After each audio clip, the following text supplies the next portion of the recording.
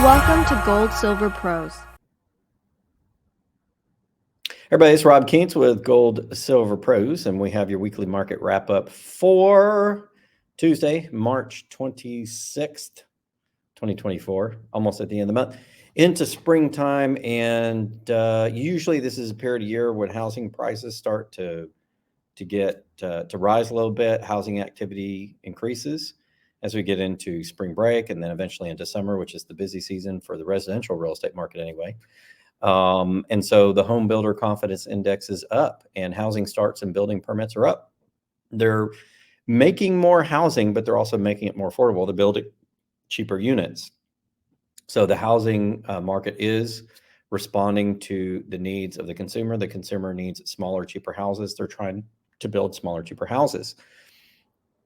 So housing starts and building permits were the same at about 1.52 million this month, whereas last month they were at 1.37 and 1.49 respectively. They're up. The builder's confidence index is up. However, home prices also rose for the 12th straight month in January despite soaring rates. So housing prices are going up. And what happened is, given that and rates, people couldn't afford it. So their inventory is sitting at a high as well. So it says the National Composite Housing Price Index, quoted from this article from Bloomberg, rose 6% in January, the fastest annual rate since 2022, according to Brian D. Luke, head of commodities, real and digital assets at S&P Dow Jones Indices. For the second consecutive months, all cities reported an increase in annual prices, with San Diego surging 11.2%. According to the article, given the soothing and heavy lag in the Case-Shiller data, it's hard to find the relationship between prices and mortgage rates, but with rates remaining above 7%, it seems hard to believe prices can continue their advance. And they're not going to, because while prices on existing homes are rising, the home builders are all switching to smaller homes. Another article by Reuters says U.S. new home sales fall, median price lowest in more than 2.5 years. So even though home builders are confident that they're building these smaller homes, overall home sales themselves on new homes are falling. And that's because the ones that were being offered for sale were too expensive when you consider the rise in housing prices and the interest rates. According to Reuters, quote, sales of new U.S. single-family homes unexpectedly fell in February after mortgage rates increased during the month, but the underlying trend remains strong amid a chronic shortage of previously owned houses on the market. There's actually not a chronic shortage. There's a lot of housing inventory. If we look at total new home sales, they have not risen substantially. In fact, have fallen since 2021 and have not risen. They're under, the index had a rating, a high in 2020 during the pandemic year of over 1, and now the index is sitting at about 0.65 from what I can tell. And as far as new home availability, month supply has risen to 8.4. So new home sales, there's a lot of inventory. On existing home sales, there weren't quite as many, but overall, too many homes, higher prices. Sales didn't catch on during the higher prices with the higher interest rates. So even though interest rates have moderated just a little bit, home builders are having to build much smaller homes in order to move inventory. So that's your housing report. That was the one I'm going to focus on the most. Most of the rest of the data is not really super consequential from last week and early this week. The manufacturing survey, the Philadelphia Fed manufacturing survey, is down to negative 3.2. That's down 8.4 points from the previous month, which was a positive 5.2. And the overall PMI ratings for both manufacturing and services haven't gone up. So overall, the economy is basically stagnating. Not a lot of data the past week, just housing data. But it's kind of a tale of two things in the housing. Yes, confidence is up, and yes, we're building more, but it's smaller versions to cope with what higher prices and higher interest rates. So that's to be expected. Overall, as we look at the markets, bonds are still trading not in the best range when we look at rates.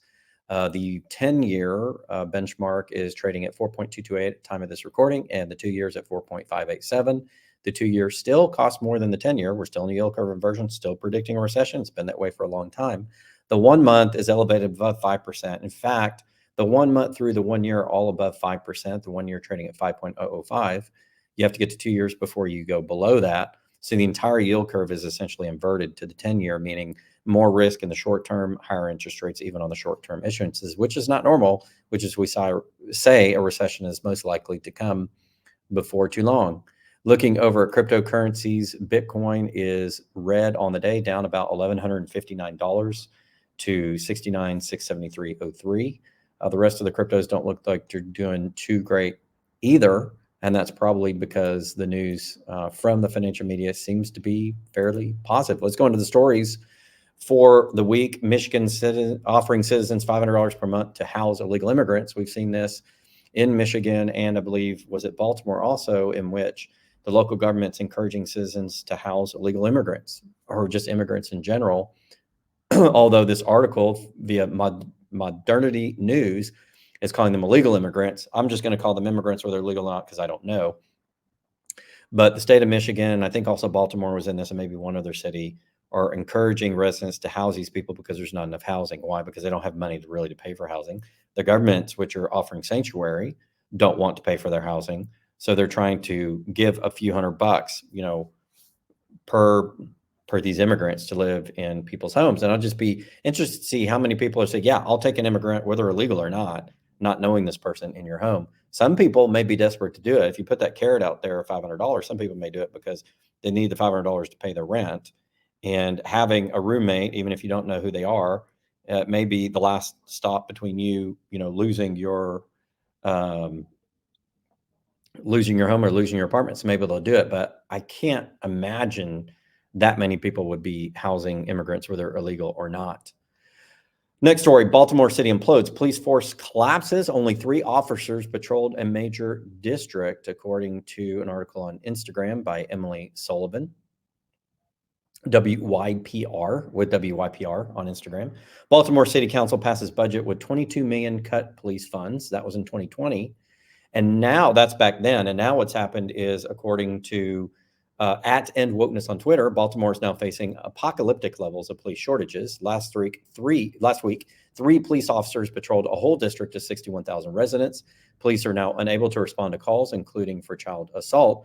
And the department is now postponing police training because they don't have money. Fox Baltimore reported last Tuesday that only 3 police officers were on duty for the Southern Police District, which includes more than 61,000 residents. And there's a picture in the article which includes a police car being overrun by local residents outside of a Metro PCS store. Several radio transmissions, according to the article, of a police dispatcher pleaded for an additional officers as 911 calls came pouring in. At least 10 calls went unanswered in a matter of minutes. Quote, "You are endangering the lives of police officers on duty, and what it does is endanger the lives of the citizens," said Betsy Smith of the National Police Association. Quote from Del Nino Mangione, Republican from Baltimore County, said, quote, "The catastrophic failure is a direct result of woke policies and extremely poor leadership from the mayor. Baltimore is now seeing the results of unending war on the police in Baltimore City. The failure to support the police is a total failure on behalf of Baltimore's elected leaders, and this disaster is the end result." Again, that's a quote from Delegate Nino Mangione, Republican, Baltimore County. Moving on to another piece of economic data. Conference Board consumer confidence slides revised down for a 5th straight month. Consumers are not super confident about what's going on. The headline confidence print was revised downward. Also, big story, Mid-Atlantic supply chain snarls mount as Baltimore bridge collapse paralyzes major U.S. port. According to the news, according to Baltic Shipping, maritime job placement company Baltic Shipping shows the captain of the container ship is Ukrainian. And what happened was a ship basically ran into the bridge, took the bridge down pretty much instantaneously. And here are some of the results of that. According to Bloomberg Intelligence, reinsurers could bear the brunt of Baltimore bridge collapse claims. Quote, "The bulk of claims from the March 26 Baltimore bridge collapse will likely fall on reinsurers. The ship has about $3 billion of reinsurance coverage, over $100 million retention. Chubb is reported to be the lead insurer on the bridge's property cover, but might recover losses paid. We note it's still early, and this will be a complex loss." President Biden is expected to address the press at 12:30 p.m. This will already have been done by the time you see this broadcast, regarding the Francis Scott Key Bridge, which is the one that collapsed at the Port of Baltimore. At 1:30 a.m. This morning, a container ship lost propulsion, collided with a 1.6-mile bridge, leading to an instant collapse. Last story of the day before we get into gold and silver.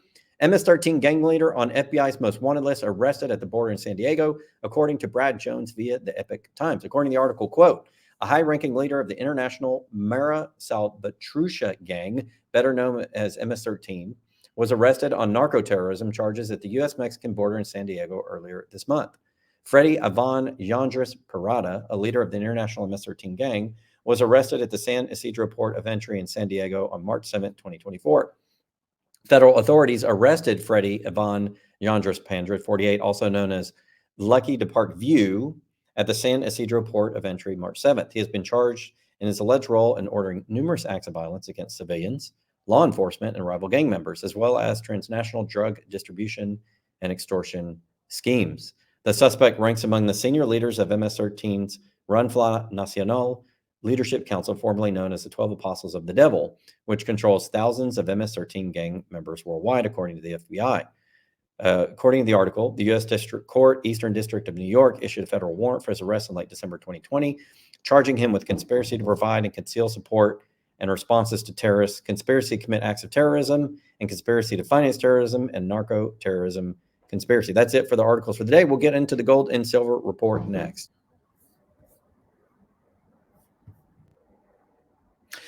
All right, gold and silver. Gold and silver basically range trading now. There's not a whole lot going on with regards to the price, but I do think that we've reached another little plateau in terms of where gold and silver are going to range trade. We're going to look here at the open interest on the CME Group's website.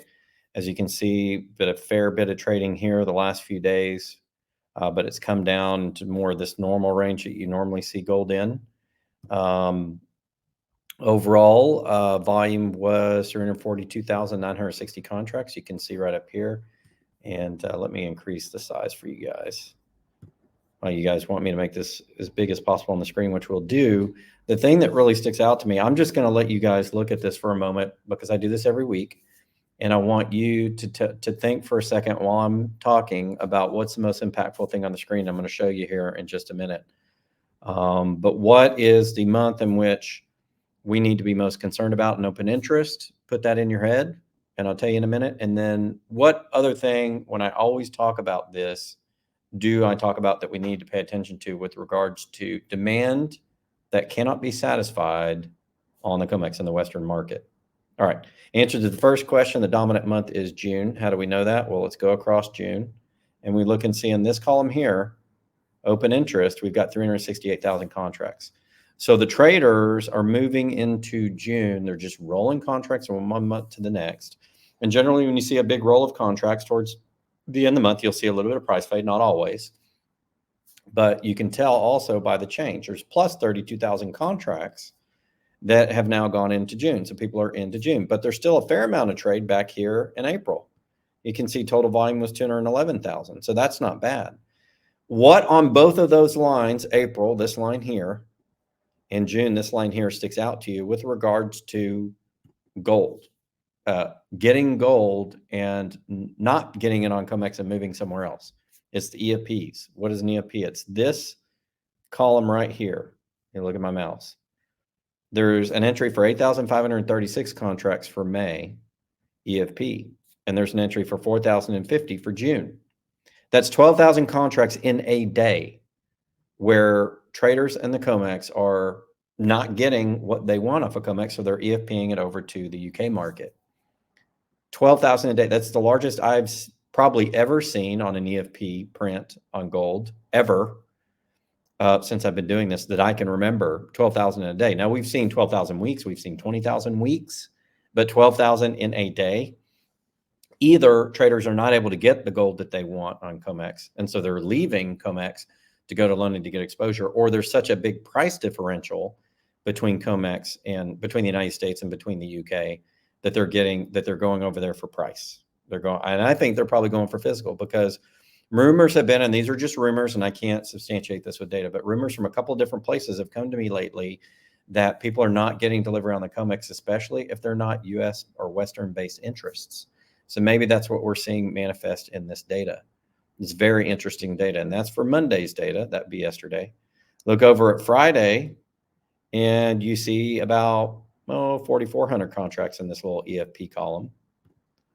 And then if we go over here to Thursday,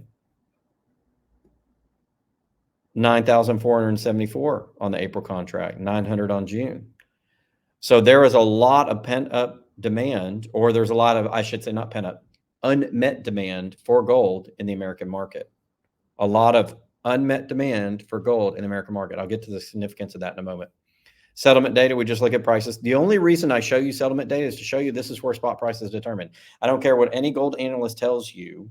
The derivative market is where spot price is determined. It is not determined when you go to your local coin dealer, when you order online from APMEX, when you go to 𝘎𝙬𝙘𝙀𝙀𝙀𝙀 and you put it in storage. Those are all good, by the way. Nothing wrong with those services. I'm just saying that doesn't determine the price. This is what determines the price. Okay. As of Tuesday's midday data, price is up about $1 on gold so far. And this website drives me a little crazy. Sorry, let me get to my drop down. Then we go to Monday. It was up about $16. You can see that in the change column. You can see my mouse change. And on Friday, down $24. Well, go look at the chart of gold and tell me if this change column doesn't match with the chart of gold. Of course it does. That's how price is determined. Let's move over to silver. See silver volumes come down. Silver price is fading just a bit, but it's reached a peak, and things calmed down. Traders got what they wanted, and now they're just sort of range trading a little bit. What do we notice about silver? Well, May's the big contract because you see this number right here. It's 120,000 contracts right here. This line, this row, and this column is open interest, 120,000 contracts. How many EFPs do we have? We had 300. Not as many in silver. It seems to be the people are really going for the gold now more than they are going for the silver, at least with exposure on the derivative. So that is what we have on silver EFPs, at least for that day. Not as much silver. I think because people are, the big guys are scrambling for gold first. Silver's not seen as a monetary asset by the big guys in the system. They see gold as it. I think they see silver as an industrial metal for the most part, which in its everyday use, it is. Most of it's used for industrial purposes. It's the poor man's silver. So I have a lot of people come in the shop to buy silver, but the big guys and the big exchanges are more focusing on gold. And I think that's why you see more FPs there. On silver, on previous day's data, about 1,000 contracts EFP. That is significant. That's more than what we're seeing. So I think there is a little bit of a scramble for gold and silver, and you see it there. And we'll go to the settlement data again, just to show you where the prices are determined. It's right here on the website, down 26 cents. I would say this is probably, this is on today's midday date. Well, no, through 4:30 Eastern time. Up 45 cents a day per hour. That's just where prices are determined. But I'm going to show you what happened and why it started range trading. Last time I showed you the COT report, I think it was the March 3rd COT report, if I remember correctly. Maybe it was March 10th, but it was a recent one, but it wasn't the most recent one. So this is the most recent one as of March 19th. And there is some shorting going on silver. They added 3,897 short contracts and subtracted 2,777 longs. So they increased their net short position now to where they're almost to a 2-to-1 ratio. Not quite, 54,432 to 2843. But the swap dealers or the bullion banks are putting the pressure on silver to the downside to keep it from rising. They don't want it to go past 26 because 2450, 25, and 26, really 2450 and 26 are key resistance levels. And once it breaks through 26, there's a lot less momentum to keep it going to 30. And once it breaks 30, there's a lot less technical resistance points to keep it from going to 50. So really that 2450, 26 is the battleground for silver. And that's why it's been range trading under that for the last couple of years for the most part, with a couple of exceptions here and there, it'll pop over, but it's been closing down below 2450 for the most part and below 26 for a long time. And the last time it really kind of shot through there was back in 2020 when the economies were shut down. But for the last 4 years, it's been under that, and they've been successfully able to hold that line. Will the swap dealers be able to hold that line past that? I don't know, but you can see they're the ones that are short. If you look at the bottom here, and the 4 or 8 largest short traders, it's the bullion banks. We know that from the Office of Comptroller of the Currency report. So we know they are, and they hold almost 50% of the short positions, and they're adding shorts here, almost a 2-to-1. To keep that price from rising past a certain point. Now, you may also see that there's 42,748 short contracts on producer merchants, but that's legitimate hedging because they're the guys that are producing used stuff, and they got to protect their price exposure. The bullion banks don't necessarily have to. Now, do they have some clients that have some hedges? Sure, but they don't need to hedge all this. The producer merchants already have their own ways of doing that. This is to keep the prices below those critical resistance points or support points I'm telling you, because they don't want the price to rise. Because once it gets past 26, it's easier to 30. And once it gets past 30, it's easier to 40. And once it gets past 40, it's easier to 50. It gets easier every step of the way because most of the time silver is traded below that. So all the data is there. So once it gets past 26, it could break to 30. If it gets past 30, it could break to 40 to 50. They don't want that. That's why they're dumping the paper. And lastly, but not leastly, when you look at gold, overall, some shorts added gold, but more longs. So they're okay with gold rising just a bit. They're okay with gold rising a little bit. They're not battlegrounding in gold. Everybody's searching for delivery in gold, but they're happy with the prices in gold for right now, I assume, based upon the trade. So overall, that's what's going on with the gold and silver market. That is your weekly market wrap up. I did want to do a real quick coin review, which I will have for you next. It's a really cool coin that I have. In fact, I think it's behind me, and this is from the Lithuanian Mint, and this is the Dorian Gray. This is not sponsored, by the way. I'm not getting any money from the Lithuanian Mint. I just like them, and they said, hey, will you put it on your program? And I promise. I've been promising for 3 weeks, and it's been 3 weeks, and I finally have to do it. This is the Dorian Gray. This is certificate of authenticity. If we can get it on the camera. Here we go. Oh, by my face will work because I have the virtual background. And this is item number 140 out of 500. These are limited items. This is 2 ounces. And this is just a beautiful design, as you can see here. That's your Dorian Gray. And on their website, they have lots of beautiful designs. And if you're interested, go to the Lithuanian Mint or find a dealer near you that's importing these from the Lithuanian Mint. These are 2 ounces. Now, this is a premium coin. If you're a stacker, this is not the coin you buy to get, silver near spot. This is a custom designed raised relief design coin that is absolutely gorgeous. And I want to go to the Lithuanian Mint website and show you that as well. But one of the reasons I'm talking about this is because a lot of times after you get done with your stacking, you got your gold and silver, and you are cool with, what you've got, you want to venture out into either collectibles or just nicer coins. And the Lithuanian Mint, I'm sorry I'm having such a hard time saying this word, has some of the most beautiful designs in the world. So I'm going to show you what they've got on their website. It's absolutely gorgeous. So this is their website. You can either get the Dorian Gray if you want, or you can get any other collectible coins.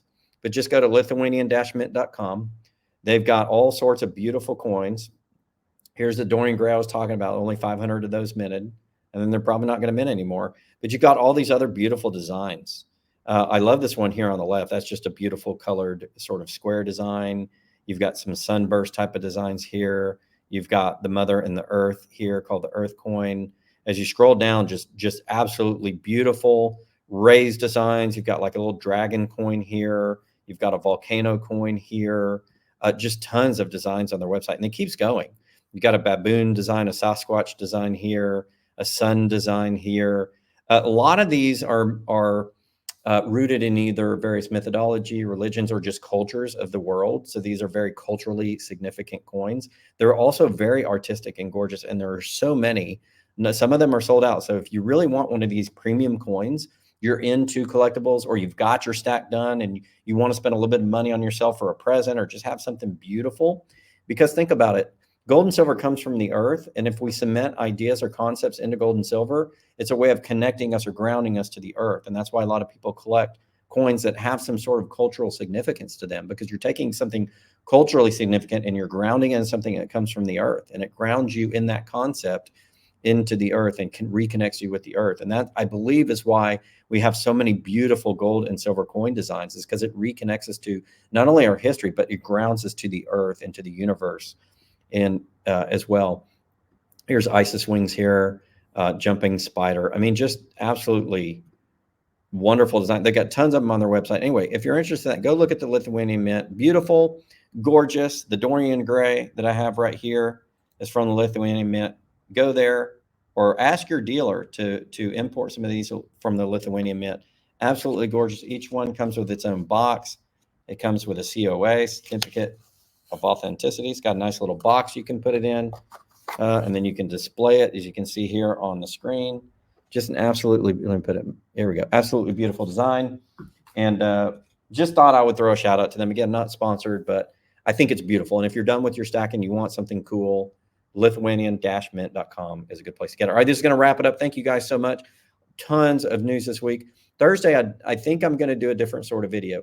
There are a lot of rumors running around on social media and also promulgated by certain entities within the precious metals space that I don't believe are true, but I think it's causing people to get into certain things that they don't need to be getting into, buying things they don't necessarily need to be getting into, or panic rushing buying things they don't need to be getting into, or just the information they're given is not true. So I'm going to deal with some of the untruths that exist within the gold and silver market. The first video is going to be talking about the bullion side. At some point, I'm also going to come back and talk about the mining stock side or the equity side as well, to help you guys arm yourself with information so that you don't get taken in this market. Remember what I always say. If you're sitting down at the poker table and you don't know who the patsy is, you're the patsy. Well, that goes for the gold and silver market too. Don't assume that if you're dealing with any in the gold and silver market, that they're being honest. And maybe they have misinformation. They're not intentionally trying to be dishonest, or maybe they are to try to get a sale. I don't know, but these are things that we need to be worried about. So Thursday's video, I'm going to talk about some of those things. Not going to point fingers, but there are real life cases of people telling me things that are not true, and we're going to talk about those on Thursday's video. So stay tuned for that. That'll be a good one for you guys, especially you new guys that are in it and trying to figure out gold and silver and what should you buy and where should you buy. Should you buy that collectible I just told you, or should you buy the lower premium? Well, it depends on what your needs are and what you want. Or should you go store it, or should you go keep it in your home, or should you do this or that? Well, as long as you have the right information, the choice that you have is going to more likely be right for you. But I'm just and all of these are legitimate. You can buy collector's coins, you can store it, you can save it, you can buy low premium, buy expensive. It's whatever you want that fits your needs. They're all legitimate options, but you need to have the right information before you do it. Okay. And you need to be making the right decision. So I'm going to be addressing some of those falsehoods that I've seen promulgated amongst certain members within the bullion community, so that you guys are armed with the right information. All right. Till next time, this is Rob Kientz with goldsilverpros.com.